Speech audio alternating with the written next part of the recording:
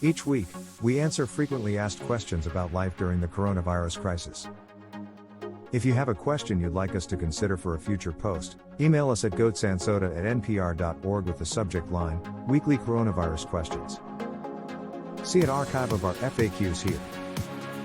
Since the beginning of COVID, I have heard two numbers associated with reducing the risk of catching the virus from someone else.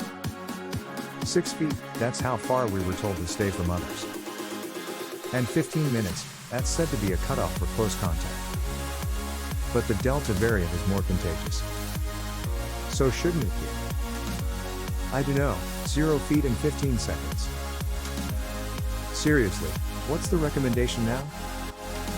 First of all, the 6 feet, 15-minute Centers for Disease Control and Prevention definition was always an approximation, Dr. Lena Wen, an emergency physician and public health professor at George Washington University, points out. There was nothing magic about 6 feet and 15 minutes, she says. However, we have to draw the line somewhere. The distance was based on research dating back to the late 1800s about how far infectious droplets can travel through the air before falling to the ground. But it was never meant to be an ironclad guarantee, and as we know now, COVID-19 also spreads through aerosols that can travel more than 6 feet. In my view, it was interpreted in too many places as a sort of rule that the virus would follow, says Harvard School of Public Health Associate Professor of Epidemiology William Hodge.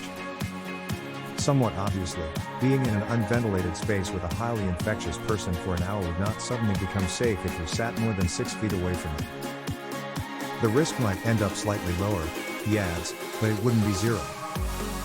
The CDC used 6 feet for distance and 15 minutes for length of exposure as preconditions that would make it more likely that someone was exposed to enough virus to cause an infection, says Stanford University infectious disease fellow Abrar Karen.